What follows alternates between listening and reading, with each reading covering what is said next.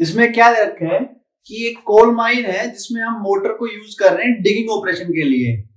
तो जब मोटर कोयले को डिग कर रही है, कोल को डिग कर रही है, तो 0.92 MVA कंज्यूम कर रही है एट 0.8 पावर फैक्टर लैगिंग। और जब वो फ्री फॉल में होती है तो रिजनरेटिव ब्रेकिंग या बोल सकते हैं हम जिसे, तो वो जनरेटर की तरह एक्ट करती है। तो वो जनरेट कर रही है 0.10 MVA at 0.5 power factor leading. अब इससे क्या दिक्कत है, क्योंकि एक बार ये जनरेट कर रही है अलग पावर फैक्टर पे, एक बार ये कंज्यूम कर रही है अलग पावर फैक्टर पे, तो करंट का मैग्नीट्यूड जो है वो चेंज हो जाता है। अगर ये मैग्नीट्यूड ज्यादा चेंज होता है तो रिलेज लगी होती है, वो उसको सेंस करके सर्किट को ट्रिप कर सकती है। तो हमें क्या करना है कि एक डिवाइस लगाना है उसके पैरेलल में, जो कि उस जो मैग्नीट्यूड जो करंट का चेंज हो रहा है उसको खत्म कर दे या मिनिमाइज कर दे। और वो इसमें कह रखा है डिवाइस जो है कैपेसिटर बैंक है। लाइन वोल्टेज हमें दे रखी है 36.5 kV और बैलेंस 3 फेज सप्लाई दे रखी है। और हमें पूछा है कि कितनी कैपेसिटिव करेक्शन रिक्वायर्ड होगी कि डेल्टा आई, जो करंट का मैग्नीट्यूड में जो चेंज है वो 0 हो जाए। तो हम इसको सोल्व करते हैं।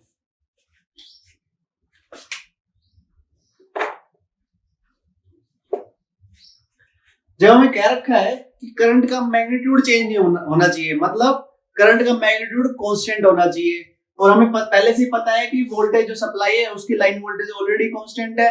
तो इसका मतलब जो एस थ्री फेज है उसका जो मैग्नीट्यूड है वो √3 VL IL एंगल थीटा के मैग्नीट्यूड के बराबर है। ठीक है, वो कांस्टेंट रहेगा क्योंकि आई भी कांस्टेंट, VL भी कांस्टेंट, पावर फैक्टर एक्चुअली जब इसका मैग्नीट्यूड निकालेंगे तो cos square theta plus sin square theta constant हो जाएगा।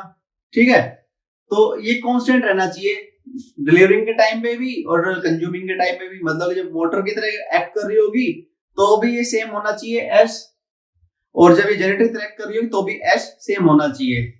तो पहले क्या है, जब ये मोटर की तरह एक्ट कर रही है तो ये क्या कितना कंज्यूम कर रही है 0.92 MVA 10⁶ at an angle 0.8 power factor lagging. Angle कितना हो गया cos इनवर्स 0.8। तो ये क्या आएगा 0.92 इंटू 10⁶ cos थीटा 0.8 आ जाएगा प्लस j sin थीटा 0.6 आ जाएगा। ठीक है, इसका मैग्नीट्यूड लेना है हमें। पर अब कह रखा है कि हमें एक ऐसी डिवाइस लगानी है जो Q सप्लाई करेगी, और Q सप्लाई करने के बाद जो ये कंज्यूम करे वो कितना कंज्यूम करे होगी, लेट अस से वो JQ सप्लाई कर रही है जो डिवाइस लगाई मैंने। तो अब नई क्या हो जाएगी 0.92 into 10⁶ 0.8 plus J0.6 minus JQ। इतना समझ में आ गया कि मान लीजिए वो JQ सप्लाई कर रही है कैपेसिटिव में, इसलिए नेगेटिव यूज किया मैंने। तो इसका मैग्नीट्यूड क्या आएगा, मैं इसको 10⁶ को थोड़ी देर के लिए भूल जाता हूं, मान लेता हूं कि हम मेगा में काम करेंगे, मेगा वोल्ट एम्पियर, मेगावाट और मेगा वोल्ट एम्पियर एक्टिव में काम कर रहे हैं, और ये अज्यूम कर लेंगे ये मल्टीप्लिकेशन में ऑलरेडी है। ठीक है, तो इसका मैग्नीट्यूड क्या आएगा, magnitude of 0.92 into 0.8 plus J0.6 minus JQ, मतलब Q भी जो आएगा वो मेगा वोल्ट एम्पियर एक्टिव में आएगा इसका मैग्नीट्यूड। इसको मल्टीप्लाई करूंगा तो क्या आएगा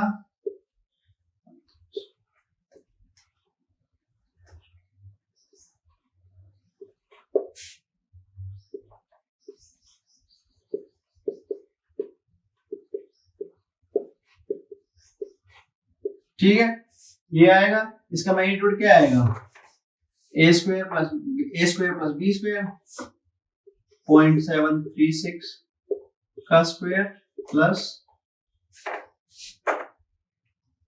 0.552 माइनस Q। का स्क्वायर, ये क्या आ जाएगा, एस कंज्यूमिंग का मैग्नीट्यूड का स्क्वायर। इतना आ गया। अब हम जब ये एक्ट करेगी जनरेटर की तरह तो उसका कॉम्प्लेक्स पावर निकाल लेते हैं। हम इसको ड्यूरिंग जनरेटिंग मोड देखते हैं। S three phase during generating mode क्या आएगा, 0.1। हम 10⁶ को अज्यूम कर रहे हैं कि मेगावोल्ट एम्पियर में ही काम कर रहे हैं, तो 0.1 एंगल दे रखा है माइनस ऑफ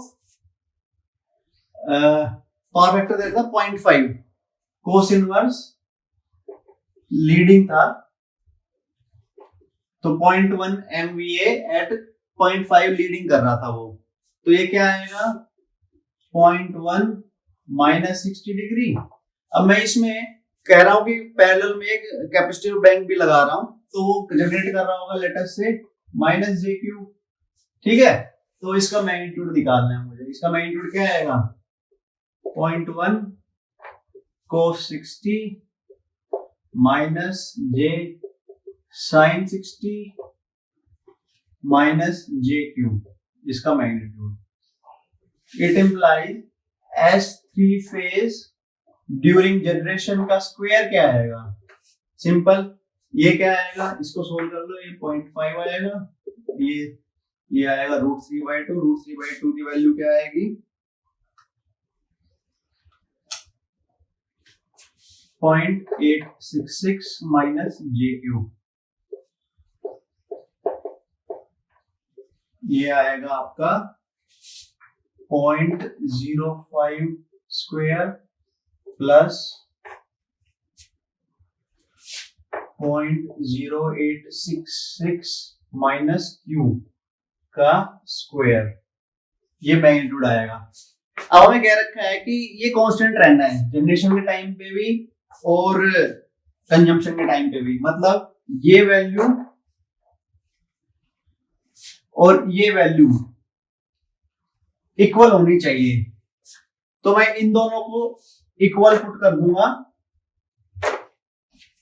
मतलब S3 phase during generation should be equal to S3 phase during motoring mode,